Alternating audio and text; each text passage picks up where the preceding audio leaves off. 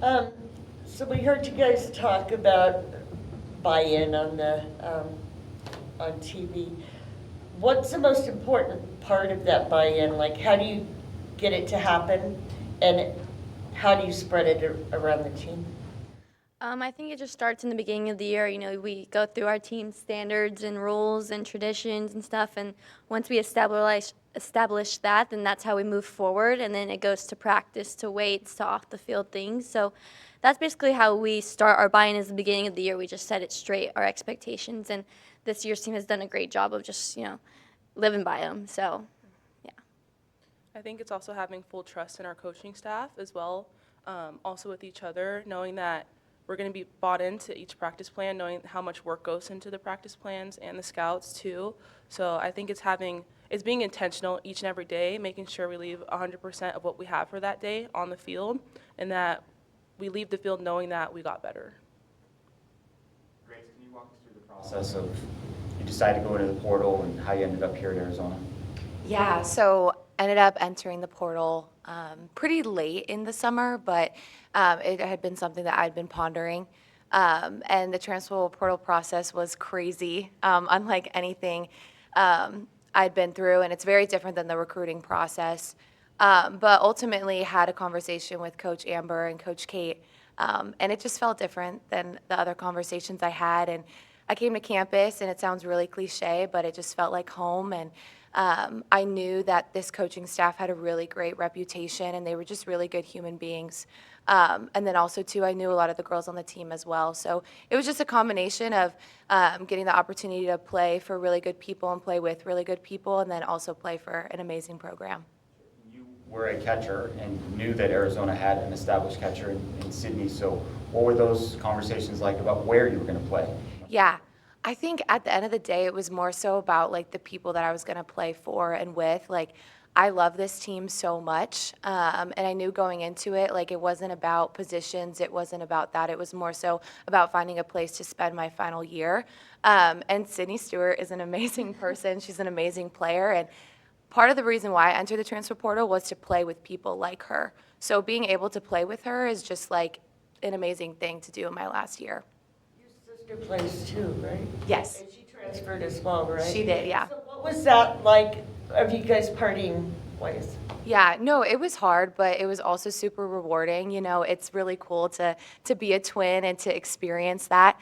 Obviously, we're two different people, and when entering the portal, different teams needed different things. But she's loving it at Ole Miss, and I can't wait to see what she does. For anybody, your guys' non-conference schedule is bare this year. What do you make of that when you saw Oklahoma and Texas and LSU and all that? I feel like it's just an exciting challenge at the beginning of the year, like starting us off and just pushing us to be the best we can at the beginning of the year. Like, we can't have a slow start, which is exciting. So like, we're really pushing ourselves to get prepared early in the season so that we can then have our best foot forward when it comes to conference play and then following into postseason. But it's just an exciting time to be able to play some of the best programs and just compete at the highest level and kind of do what we do.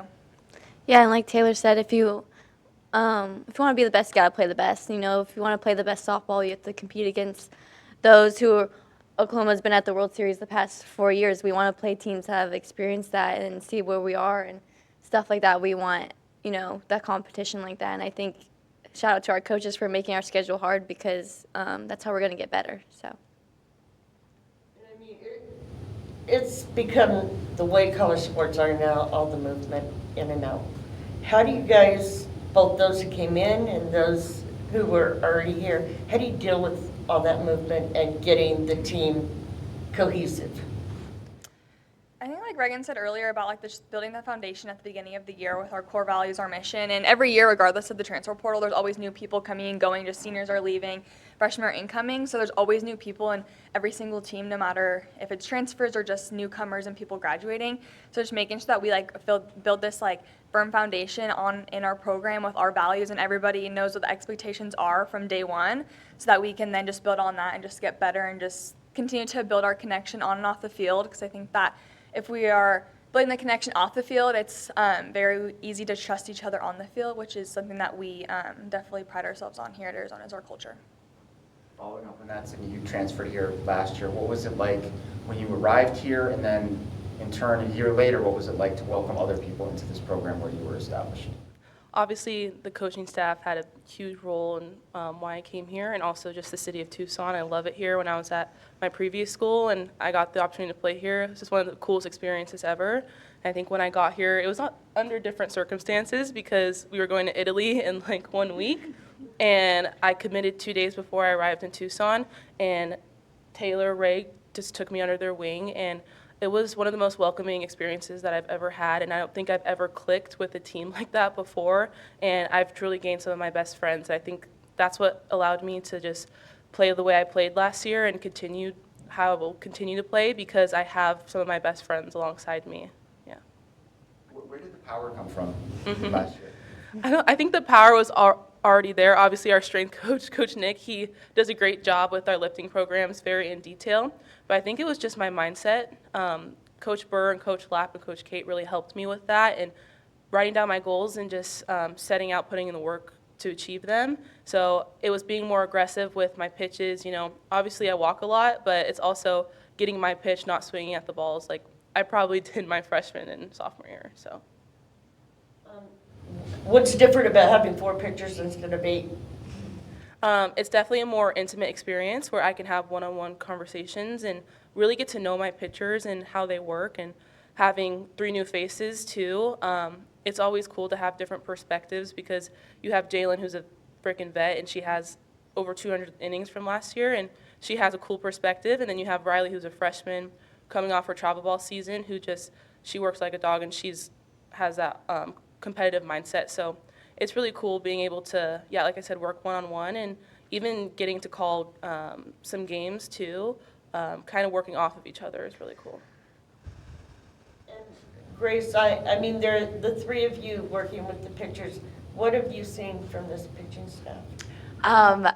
I love each and every one of these pitchers. They have such unique personalities that make them successful in the ways that they are supposed to. I think they do a really good job of sticking to what they're good at and really embracing what they're good at, because you're going to see different stuff from each and every one of them. And I think that that's what makes them such an elite staff, is that they complement each other well. They're not trying to do things that another pitcher's doing because they can rely on each other to be successful. And overall, they're just a lot of fun to catch. New double play partner this season. What's it been like to get to know her, and how do you kind of build the chemistry?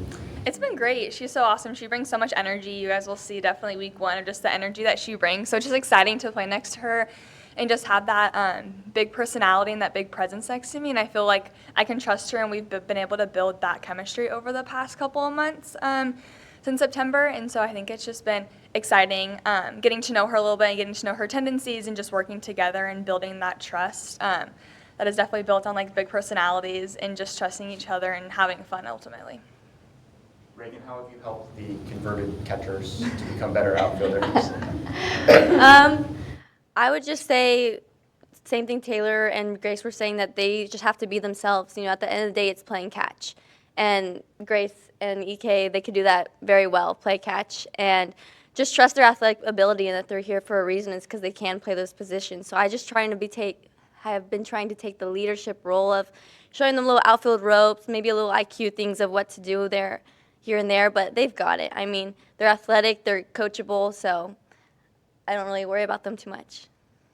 Speaking of that, I mean, what Emma did in the off-season to keep getting better, what have you seen from her, you know, and her drive to be better here? Well, it just shows her drive to work hard. She's bought in, like she's all in to this program, playing over the summer, getting better at everything she can.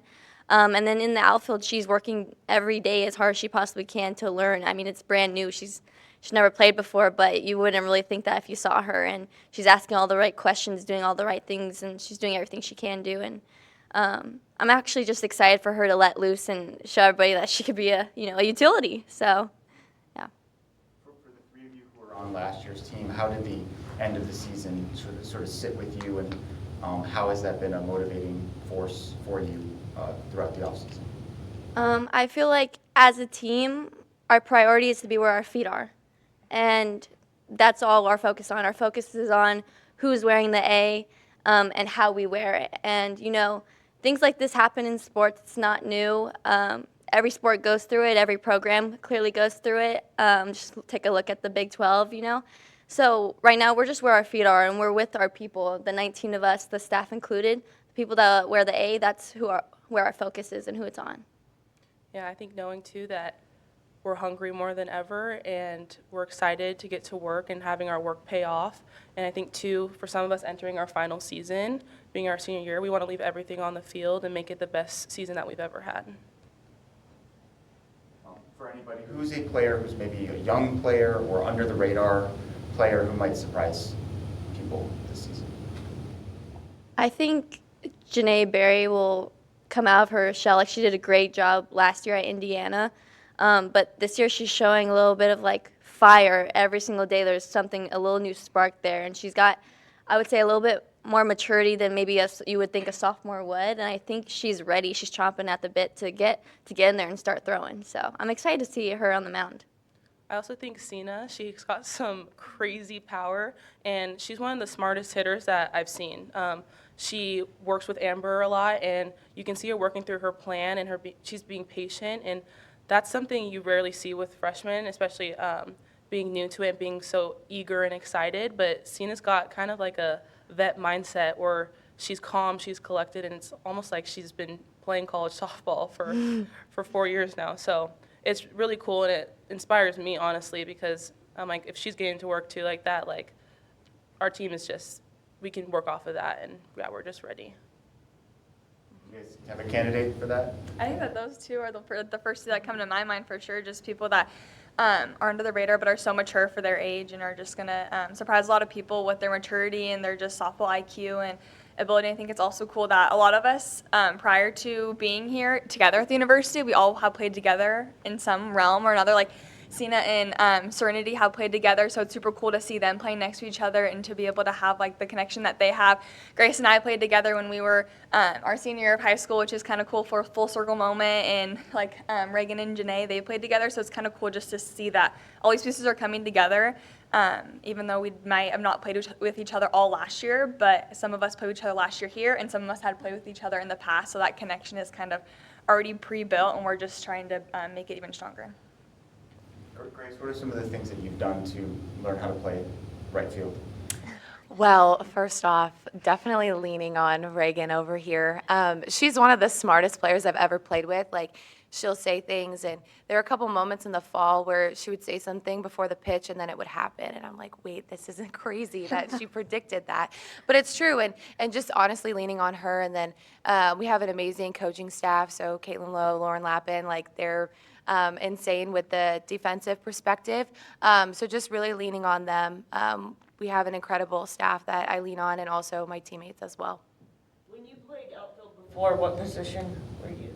I played everywhere. In high school, I was either in center or left, and then in travel, they put me wherever they needed me. Yeah. Anything else for the players? All good? All right. We'll bring Caitlin in. Thanks, guys. Thank you.